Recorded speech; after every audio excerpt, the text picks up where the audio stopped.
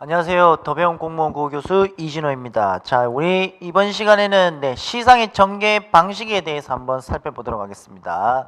자, 우선 그 첫 번째는 시간의 흐름에 따른 전개라고 지금 나타나고 있는데, 자, 우리 그 위를 보게 되면은 시인의 정서와 그 다음에 사상에 대해서 내적 질서에 따라서 조직해 나가는 방식이라고 나타나고 있습니다. 방식이라고. 자, 우선 1번 시간의 흐름에 따른 전개를 우선 보게 되면은 이육사의 광야 작품을 잠깐 살펴보도록 하겠습니다. 자, 우선 첫 번째 연에서는 까마득한 날에 하늘이 처음 열리고 그 다음에 어디 닭 우는 소리 들렸으라 라는 부분이 나타나고 있습니다. 자, 우선 이육사의 광야를 보게 되면은 우선 1년과 그 다음에 2년과 3년이 나오고 있습니다. 1년과 2년과 3년 같은 경우에는 시상 전개 방식이 과거에 해당합니다. 과거. 그 다음에 4연은 현재가 되겠고, 그 다음에 마지막 5연은 미래가 되겠습니다. 미래. 자, 그래서 지금 나타나고 있는 시상 전개 방식을 보게 되면은 과거에서 현재로 시간의 흐름을 중시하고 있다라고 이해를 하시면 되겠죠. 자, 그런데 이제 여기서 약간 좀 세부적인 내용으로 들어가게 되면은 아까 저희 대유법이 나왔습니다. 대유법. 대유법에 대해서 여기서도 사용이 되고 있으니까 그 부분에 대해서 잠깐 한번 살펴보겠습니다. 자, 지금 1년을 보게 되면 이런 내용이죠.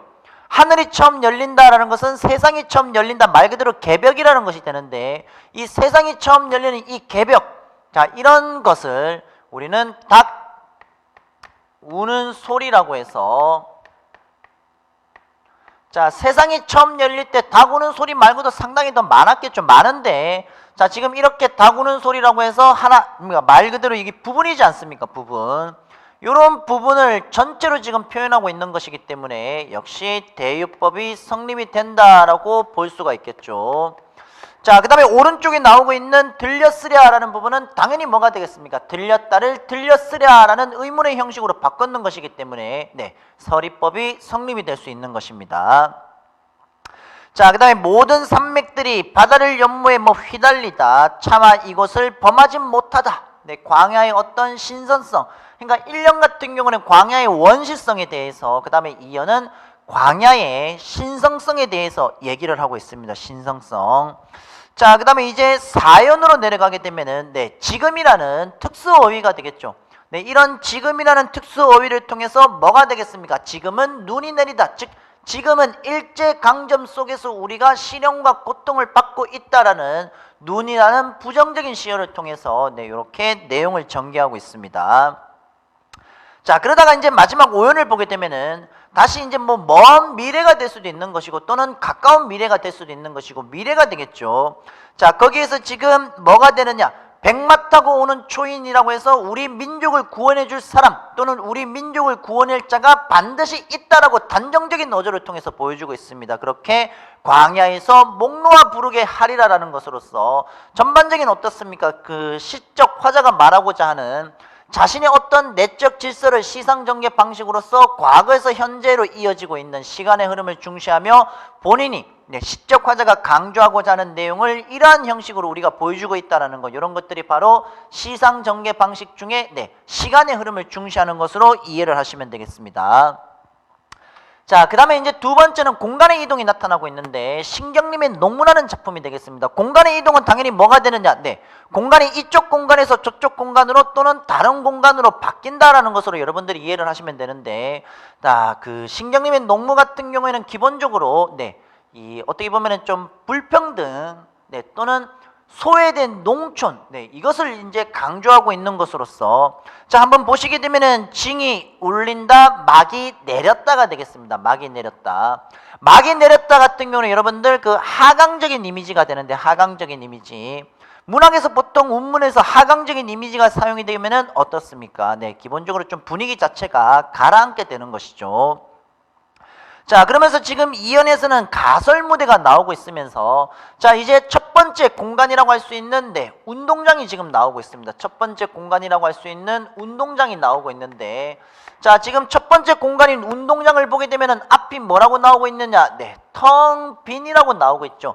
텅 빈 자체가 뭐가 되느냐? 운동장이 지니고 있는 공허함이 되는 것이겠죠. 공허함. 네, 이런 것들을 보여주고 있습니다. 그래서 첫 번째 공간이라고 할 수 있는 운동장이라는 공간이 지금 나타나고 있으면서 우리는 분이 얼룩진 얼굴로 학교 앞 소주집이 있습니다. 소주집.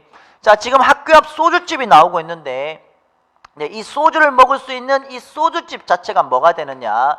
바로 두 번째 공간을 우리가 이제 살펴볼 수가 있는 것이겠죠. 소주집. 자, 그래서 지금 첫 번째 공간이라고 할 수 있는 운동장에서는 공허함을 느끼고 있는 것이고, 그 다음에 이제 두 번째 공간은 소주집이 되는데 이 소주집이 뭐가 되느냐? 네, 이 소주집에서는 울분을 삭히고자, 분을 삭히고자 소주를 이렇게 술을 마시는 행위를 지금 하고 있는 것으로 두 번째 공간이 나오고 있습니다. 근데 여러분들 여기 보게 되면은 분이 나오는데 이 분은 네, 크게 두 가지로 중의적으로 해석이 될 수가 있는 것이겠죠. 하나는 네, 녹물을 하면서 뭐 얼굴에 뭐 화장 정도로 여러분들이 이해를 하시면 되겠고, 화장. 두 번째는 이제 감정이 됩니다. 감정. 감정은 이제 네, 열받아 있는 또는 화가 난 이런 감정으로 여러분들이 생각을 하시면 되겠습니다. 그래서 이 부분에서도 역시 분이라는 부분에서도 중의적으로 중의법이 성립이 될 수 있는 것으로 여러분들이 이해를 하시면 되겠죠.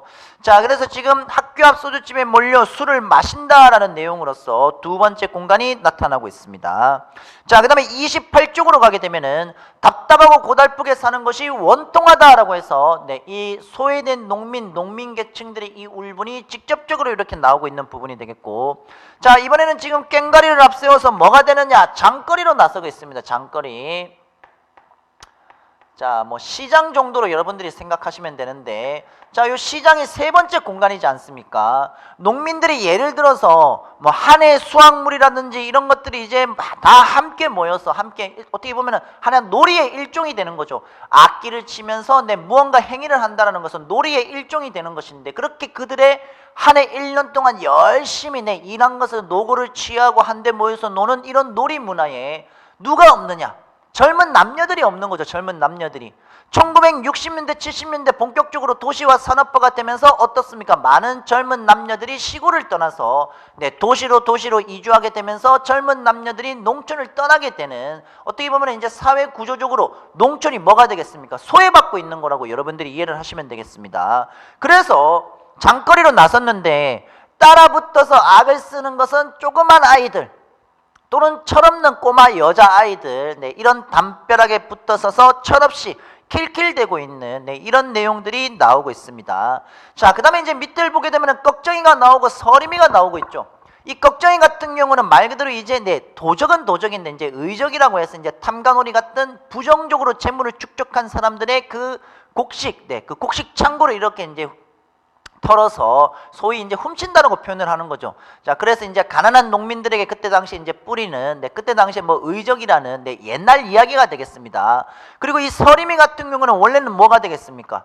네, 원래대로 하게 되면은 임꺽정과 함께 있는 패거리였었는데 결국 자신이 현실에 순응하게 되면서 결국 임꺽정을 배신하는 인물이 되겠습니다. 이게 이제 그 무슨 말인가 하면은 여기 지금 꺽정이와 서림이가 왜 나오느냐라고 하게 되면은 농촌 사회가 가지고 있는 구조적인 모순이 수백 년 전도 그렇고 지금도 그렇다는 얘기가 되는 거죠. 별반 나아질 게 없다가 되겠습니다.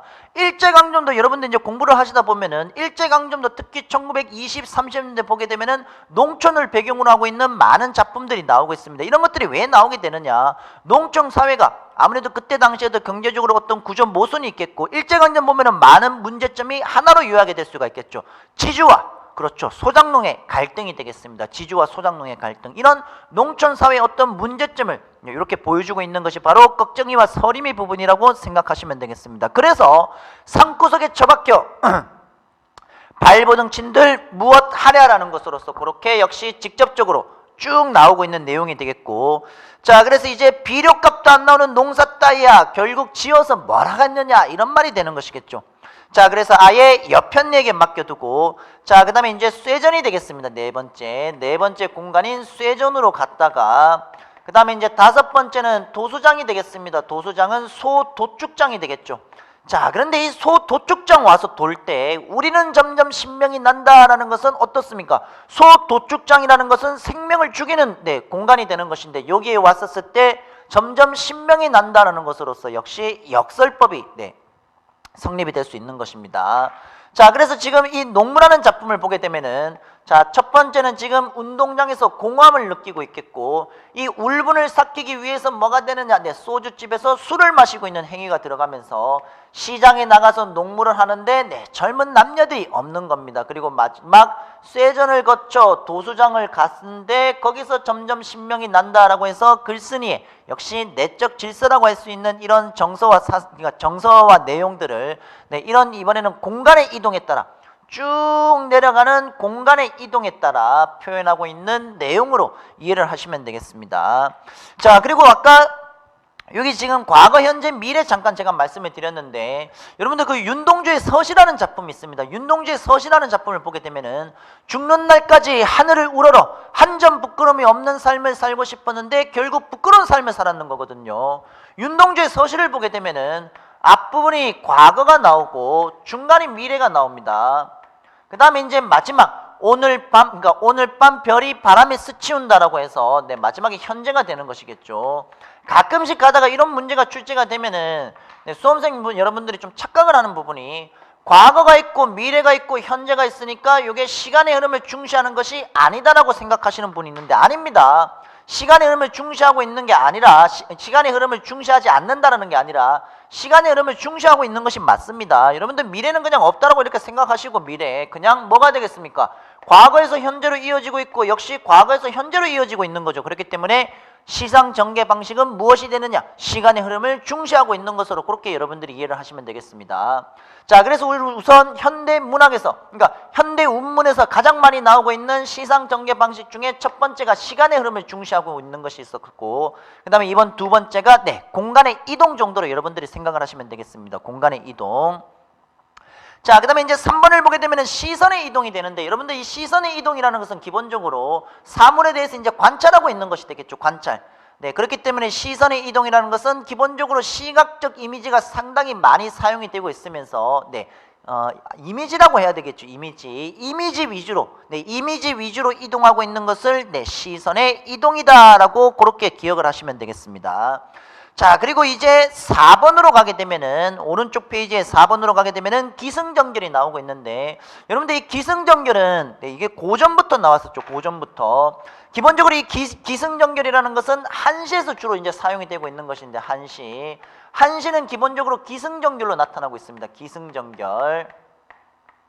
자, 그런데 한시의 이 기승전결이라는 것은 크게 두 부분으로 나눌 수가 있겠죠. 보통 물론 다 그렇게 적용이 되는 것은 아닌데 기본적으로 한시의 기승은 먼저 경치를 얘기하는 네, 성경의 구조가 있겠고 이 뒤에 전결 부분에서 자신의 감정을 얘기하는 후정의 구조로 네, 이런 형식으로 간다라고 생각을 하시면 되겠습니다. 그렇게 한시의 경우에는 선경과 후정이라는 네, 크게 두 가지의 시상 전개 방식을 가지고 있다라고 정리하시면 되겠습니다. 자, 그 다음에 이제 5번째를 보게 되면 수미상관 구조가 나타나고 있는데 여러분들이 수미상관 구조는 쉽게 얘기를 하면은 네, 쉽게 이해를 하시려고 하면은 처음의 연과 마지막 연이 첫 년과 마지막 년이 어떻게 되느냐? 네, 그대로 반복이 되고 있습니다. 물론 똑같이 반복이 될 수도 있고 아니면 살짝 바뀌는 것 변형이 될 수도 있거든요. 변형. 자, 여기서는 지금 나보이가 역겨워 가실 때에는 말없이 고이보내 들이우리다. 그 다음에 마지막을 보게 되면은 나보이가 역겨워 가실 때에는 죽어도 아닌 놈을 흘리우리다 라고 해서 반복 변형되고 있는 수미상관 구조가 되겠습니다. 기본적으로 이 수미상관 구조라는 것은 여러분들 이렇게 생각하시면 되겠죠. 어쨌든 지금 이게 반복이니까 우리가 전 강좌에서 하지 않았습니까? 반복이 사용하게 되면은 첫 번째 운율을 형성할 수 있습니다. 두 번째는 의미 강조를 할 수가 있겠고 말 그대로 주제를 강조하는 것으로 여러분들이 좀 이해를 하셔야 되겠죠. 자, 그래서 우리 수미상관 구조가 일단 기본적으로 나온다라고 하게 되면은 네, 여러분들은 운율을 형성한다 또는 의미 네, 주제를 강조할 수 있다라고 여러분들은 이해를 하시면 되겠습니다. 그렇게. 자, 뭐 수미상관 구조에 따른 네, 내용들이 나타나고 있겠고, 자, 그다음에 6번에 나오고 있는 성경 후정은 원래는 이제 한시에서 주로 나타나는 구조로서 네, 이렇게 여러분들이 이해를 하시면 되겠습니다. 먼저 자연이 나오고 뒤에 감정이 나온다라는 그런 형식으로 여러분들이 이해를 하시면 되겠죠. 자, 그 다음에 여러분들 그 8번으로 잠깐 가도록 하겠습니다. 8번. 그 8번으로 가게 되면은 심상에 대비했다는 전개가 나타나고 있는데 심상이라는 것은 네, 색채가 보통 되겠죠. 색채. 자, 여기 지금 내용을 보게 되면은 강낭콩보다도 더 푸르다. 그 다음에 양귀비꽃보다도 더 붉다, 푸른과 붉다라든지 네, 이런 색채 이미지 또는 흰색과 검은색이 나온다라고 하게 되면은 흰색과 검은색의 색채 대비가 되는 것이고, 여기서는 지금 푸른색과 붉은색이 나오고 있는 것이기 때문에 네, 그렇게 색채 이미지의 대립을 통해서 심상에 대비했다는, 이게 색채뿐만이 아니라 네, 뭐 후각이 나올 수도 있는 것이고 또는 청각이 나올 수도 있는 것이고 미각이 나올 수도 있고 촉각이 여러 가지가 나올 수가 있습니다. 그렇기 때문에 심상에 대비에 따른 네, 그런 내용들로 여러분들이 정리를 해 주시면 되겠죠. 자, 그 다음에 이제 뭐 점층적이다라고 해서 박목을의 이별관을 보게 되면은 모라카노 하나에서 모라카노 그 다음에 밑으로 내려가면은 모라카노가 크게 3번이 나오게 되면서 모라카노라고 하는 이 청각적 심상을 통해서 시상을 점차 확대를 하면서 네, 이 모라카노를 기준으로 나머지 내용들이 시상이 확대되는 것입니다. 나머지 내용들이 시상이 확대되고 있는 것이기 때문에 네, 그렇게 보통 여러분들이 이해를 하시면 되겠습니다. 자, 그리고 아까 우리 8번 부분에서 변용로 시인의 논개가 있었었는데 우리 정 강좌에서 살펴봤던 강물 물결 있죠. 네, 그 시호를 보게 되면 강물과 물결이 지금 나타나고 있습니다. 흐르는 강물이라든지 네, 강물 물결 마지막 연을 보게 되면은 그 물결 위에라는 부분을 보게 되면은 물결이 나타나고 있습니다. 이런 강물 물결이 가지고 있는 게 저희가 아까 표면적인 의미는 진주남강, 그 다음에 이면적인 의미로는 농계의 애국혼이라든지 우리나라의 역사라고 우리가 한번 살펴봤습니다. 이런 것들도 역시 다 중의법이 성립이 될 수 있는 것으로 이해를 하시면 되겠습니다. 자, 이 중에서 하나만 더 하고 네, 시상의 전개 부분은 끝내도록 하겠습니다. 우선 하나 부분을 먼저 보게 되면은 아까 성경 후정이라는 부분을 우리가 한번 살펴봤었는데 그 고대 가요를 보게 되면은 네, 그 황조가라는 작품 있죠. 편편황조 자웅상이 여마지독 수기여기라는 사은사구의 그러니까 사은사구의 네, 그 한역 시가가 되는 그 내용이 되는데 그 내용을 보게 되면 이렇습니다. 성경 기가 되겠죠. 펄펄 나는 저 꾀꼬리 암수소로 다정한데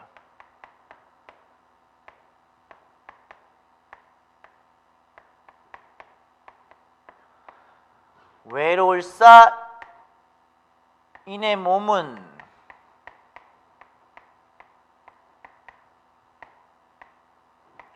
누구와 함께 돌아가리가 되겠습니다.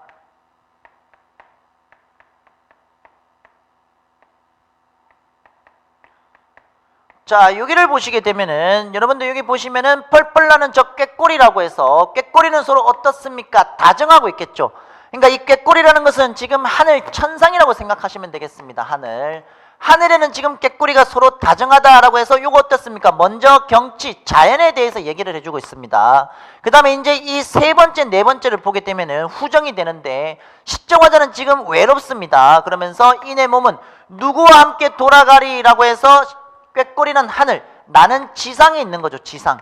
지상에 있으면서 뭐가 되느냐? 네, 역시 하늘에 있는 것과 지상에 있는 것이 대조를 이루고 있으면서 이 꾀꼬리라는 자연물을 통해서 뭐가 되느냐? 객관적 상관물 중에 대조를 표현하고 있는 것이 되겠습니다. 그런데 네, 이 부분을 보게 되면은 네, 하늘에서 꾀꼬리 자연 먼저 경치를 얘기해 주고 있으면서 외롭다 나는 누구와 함께 돌아가리라고 해서 이때 마지막 자신의 감정을 얘기해 주고 있는 이런 것들이 네, 성경 후정이라고 여러분들이 이해를 하시면 되겠습니다.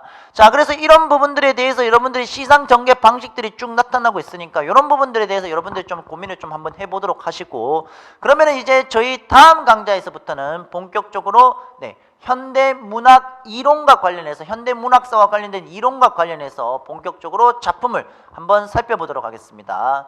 여러분들 그 뒤에 나오고 있는 내용들은 네, 문제라든지 해설이라든지 네, 여러분들이 먼저 선행학습을 좀 먼저 해주시면은 네, 강의가 조금 더 도움이 분명히 될 겁니다. 자, 그렇기 때문에 여러분들이 먼저 선행학습을 문제를 먼저 뒤에 보시게 되면 문제가 좀 많거든요. 고전도 그렇고 현대도 그렇고 문제들이 쭉 있습니다. 이런 문제들을 반드시 먼저 한번 읽어보시고 난 뒤에 네, 그렇게 한번 꼭 학습을 하시면 좀 더 도움이 될 겁니다.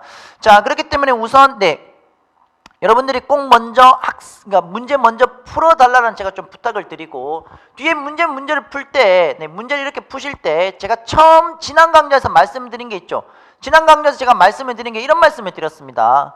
1894년에서 1910년대까지 개화가사 창가 신체시라는 큰 틀 여러분도 우선 기억을 해두도록 하시고, 20년대, 30년대, 40년대, 50년대, 60, 70 그리고 80년대 이후라고 해서, 자, 거기에 나오고 있는 내용들을 큰 틀에서 여러분들이 한번 잠깐 고민을 하시면서 문제를 한번 풀어보십시오. 그리고 나서 제가 다음 강좌에서 현대문학사와 관련된 이론들을 쭉 설명해 드릴 테니까 그러면서 여러분들이 보시면은 조금 더 도움이 될 것 같습니다. 자, 그래서 우리가 1권은 아무래도 이제 국어 지식적인 측면이 강한 문법 위주였다 보니까 제가 먼저 수업을 하고 여러분들이 따라오시는 수업 위주로 갔다라면은, 이번 문학은 여러분들이 아무래도 문제를 먼저 풀어주면서 한번 작품을 보고 제 설명을 들으면은 훨씬 더 도움이 될 것입니다. 그렇기 때문에 문학 파트에서는 여러분들이 꼭 문제를 먼저 풀어주시기를 그렇게 부탁을 좀 드리겠습니다.